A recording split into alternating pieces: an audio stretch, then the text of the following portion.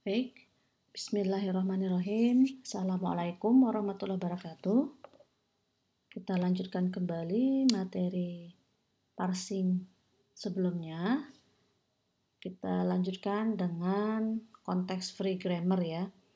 Jadi bahwa proses parsing akan dilakukan dengan menggunakan CFG.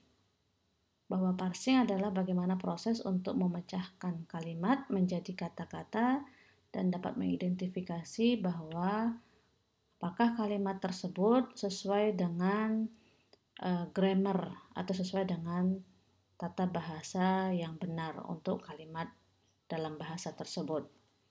Nah, sekarang kita pelajari tentang CFG-nya. Ini juga masih lanjutan pada teori bahasa otomata yang sebelumnya, bahwa notasi untuk CFG yaitu dinyatakan dengan G dan terdiri atas komponen T, N, SR ya. Apa itu? T itu adalah komponen terminal ya, atau dalam hal ini yaitu dinyatakan dengan leksikon atau daftar kata gitu ya, daftar kata dalam kalimat. Ini dinyatakan dengan T. Kemudian N adalah komponen non-terminal. Nah, komponen non-terminal ini adalah merupakan unsur-unsur yang membentuk kalimat, ya, atau yang bisa dinyatakan dengan konstituen tadi pada video sebelumnya. Kemudian ada S sebagai start symbol, ya, salah satu daripada non-terminal.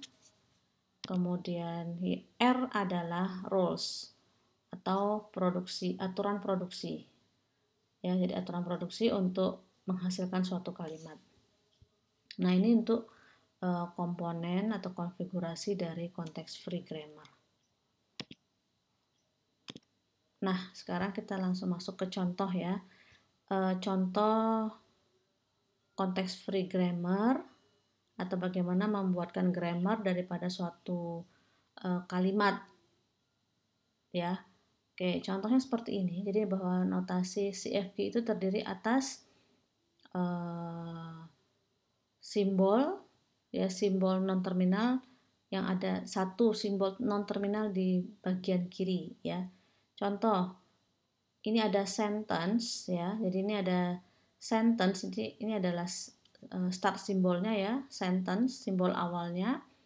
Sentence itu dapat dibentuk dari NP diikuti VP. Jadi ini NP, VP ini maksudnya bahwa suatu kalimat itu dapat dihasilkan dari NP diikuti dengan VP. Nah, NP dan VP ini adalah merupakan notasi untuk menyatakan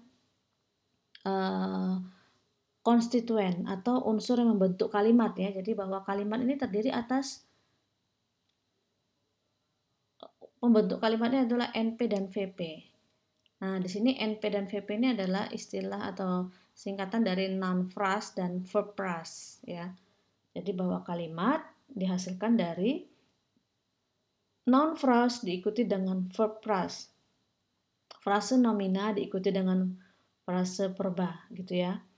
Nah, NP sendiri, noun phrase sendiri itu kemudian dapat juga dibentuk atau dihasilkan dari noun diikuti dengan that. Ya. Noun itu apa? Noun itu adalah istilah untuk kata benda ya. Jadi bahwa suatu noun phrase itu dapat dibentuk dari noun diikuti that. Jadi misalnya ya, oke, saya teruskan dulu aturan produksi nanti baru untuk contohnya ya. Jadi ini aturan-aturan yang dibentuk, rules-nya ya, rules.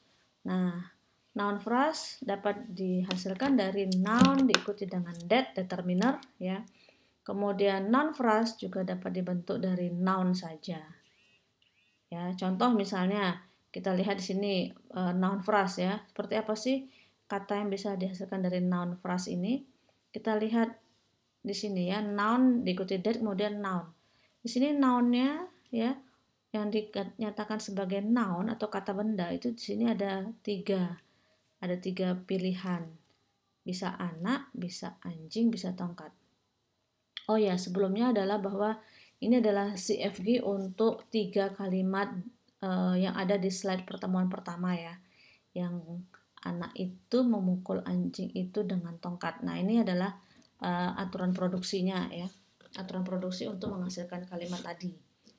Nah, jadi artinya dibuat CFG ya. CFG untuk menghasilkan salah satu kalimat yang tersebut. Nah, di sini noun itu dapat terdiri atas 3 kata ya. Ada noun itu anak, noun itu anjing, noun itu tongkat. Ya, maka kalau kita lihat di sini ada satu unsur noun phrase, yaitu noun phrase itu bisa dihasilkan dari noun diikuti that. Nounnya ada 3 pilihan, sedangkan that atau determiner itu adalah di sini dinyatakan dengan satu kata atau leksikon itu gitu ya. Maka untuk NP dapat dihasilkan dari noun diikuti that, maka akan bisa terbentuk kata-kata ini 3 kata, 3 kalimat ya, 3 noun phrase. Jadi noun diikuti that berarti anak itu, anjing itu, tongkat itu. Nah, seperti itu. Ya. Atau juga bisa jadi NP itu hanya noun. Jadi ya hanya noun saja ya, tidak diikuti dengan determiner. Ini juga merupakan kalimat yang bisa dihasilkan dari noun phrase. Begitu juga aturan yang selanjutnya yaitu verb phrase. Ya, verb phrase-nya itu dapat dibentuk dari verb diikuti noun phrase atau verb phrase dapat dihasilkan dari verb phrase diikuti dengan prepositional phrase. Nah, jadi ini aturan untuk menghasilkan verb phrase ya. Maka kita lihat di sini lagi ada verb, verbnya itu terdiri atas satu kata yaitu memukul. Ya. Nah, maka di sini kita bisa lihat kalimat yang biasa dihasilkan dari verb phrase ini apa? Verb diikuti NP. Ya, verbnya itu memukul, NP tadi bisa di atas. NP itu bisa noun saja atau noun that. Maka kalau begitu verb phrase ini nanti akan bisa memproduksi kalimat apa? Memukul ya, memukul diikuti dengan noun. Misalnya jadi memukul anak atau memukul anjing atau memukul tongkat, misalnya seperti itu. Oke ya. Oke, itu aturan untuk verb phrase. Jadi ada 2 aturan untuk menghasilkan verb phrase. Kemudian selanjutnya yaitu aturan untuk menghasilkan prepositional phrase. Prepositional phrase itu terdiri atas preposition diikuti dengan noun phrase.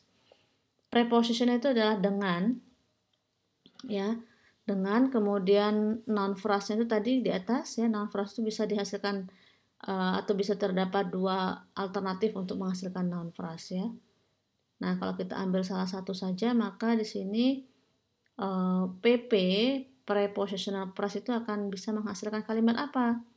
Berarti prep NP ya, maka dengan misalnya dengan anak. Nah, NP-nya NP-nya itu noun misalnya kita ambil ya. Maka bisa dengan anak atau dengan anjing atau dengan tongkat seperti itu. Ya, nah ini adalah kumpulan aturan produksinya. Kumpulan production rule-nya untuk menghasilkan suatu kalimat ya yang didefinisikan dengan suatu aturan-aturan. Maka kalimat yang tidak sesuai dengan aturan ini dinyatakan salah gitu ya. Atau dianggap tidak sesuai atau tidak dikenali. Nah, ini adalah kaidah CFG-nya. Maka kita juga nanti akan bisa membentuk aturan-aturan lainnya ya untuk menghasilkan kalimat yang kita nyatakan. Ya. Jadi nanti CFG itu juga memang CFG ini adalah aturan yang memang dibuat oleh pemilik bahasa ya. Nah, seperti itu. Ini hanya salah satu contoh. Oke, baik ya. Nah, selanjutnya CFG tadi itu akan digunakan untuk melakukan proses parsing. Ya. Apa itu parsing? Yaitu bagaimana kita bisa menganalisis struktur kalimat. Apakah kalimat tersebut sesuai dengan tata bahasa ya, apakah hubungan antar katanya sudah sesuai. Nah, itu yang dikatakan proses parsing ya.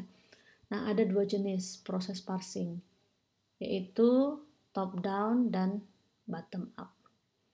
Oke, selanjutnya untuk penjelasan top down dan bottom up akan saya lanjutkan pada video yang berbeda. Terima kasih. Assalamualaikum warahmatullahi wabarakatuh.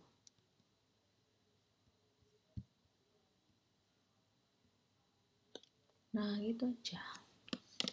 Aneh namanya. Kenapa? Memukul anak, gila nih. Kenapa? Memukul anak.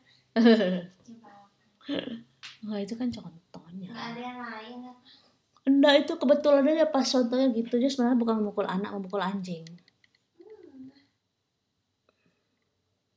Rekaman si